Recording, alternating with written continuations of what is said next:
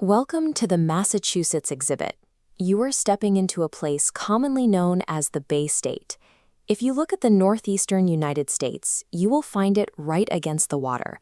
All along its eastern edge, Massachusetts meets the Atlantic Ocean. Though it is one of the smallest states by land area, these 7,000 square miles are home to over 7 million people and thousands of years of recorded human activity. Long before anyone drew modern borders, indigenous peoples lived here. Nations like the Wampanoag and the Massachusetts governed these coasts and forests for thousands of years, and those communities are still living here today. In the 1600s, English colonists arrived by ship. They began building permanent towns, which brought immense changes, disease, and challenges to the native communities already living on the land. By the 1770s, those colonial towns became centers of protest. People gathered in the streets and meeting houses to debate freedom and taxes, sparking the events that led directly to the American Revolution. These layers of history often overlap in the modern world. You can find glass skyscrapers standing on the same ground where native nations fished, and revolutionary ideas were first spoken aloud. The environment here changes entirely depending on which way you walk. In the east, the coast is defined by sandy beach dunes and cold, crashing ocean waves. Head west, and the sand disappears. The land rises into the Berkshire Mountains, creating wide, rolling valleys covered in thick hardwood forests. Animals here have to adapt to 4 distinct seasons. The state bird, the black-capped chickadee, handles the warm, humid summers and easily survives the freezing, snowy winters. Whether you are pulling fishing nets off a rocky island or hiking up a snowy mountain peak, the shape and weather of the land dictate exactly how people and animals live here. Today, the people of Massachusetts come from all over the world. Neighborhoods are filled with families who have global roots and speak dozens of different languages. You'll find marine biologists studying whales, artists painting in studios, fishers bringing in the daily catch. And in almost every single town, you will find a free public library where residents gather to learn and share ideas.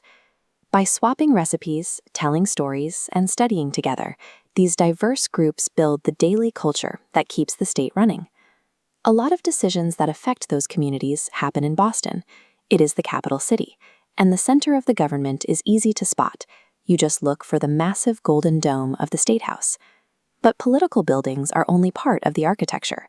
Further inland, cities like Lowell feature enormous red brick mills and water canals built to power early textile factories. Back in Boston, you can actually follow a painted red line on the sidewalk called the Freedom Trail. It guides walkers right to the exact spots where key colonial events took place, from the brick factories that manufactured goods to the gleaming domes where laws are passed. The buildings themselves act as physical evidence of a changing society. The state has also chosen a few specific living things to represent its environment.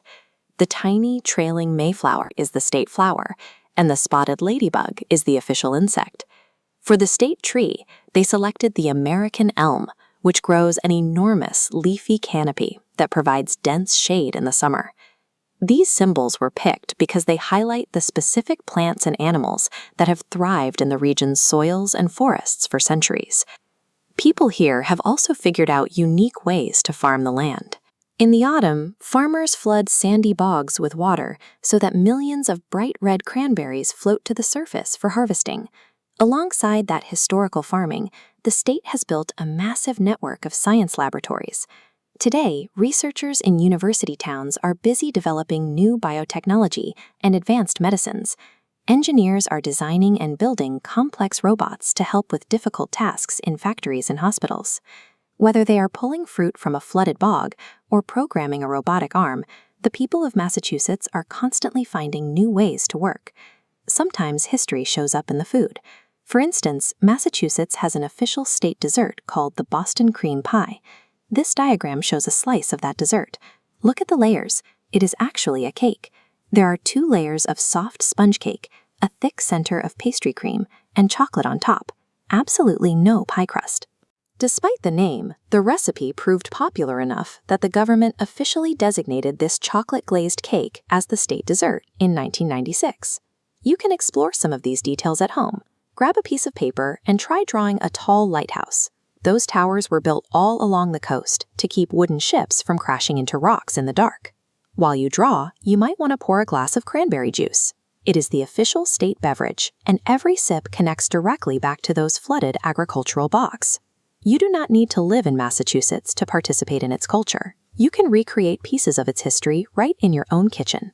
It is also a place that loves physical movement. From playing hockey on winter ice to cheering at baseball games, sports are a huge part of life, capped off by thousands of endurance runners tackling the Boston Marathon every spring. Now it is your turn to move. Stand up, stretch out your arms, and try to keep your balance as if you were standing on a fishing boat riding over rough Atlantic waves. Massachusetts is a state of constant, energetic motion. Now that you have seen what makes it tick, step outside and see what you can discover in your own neighborhood.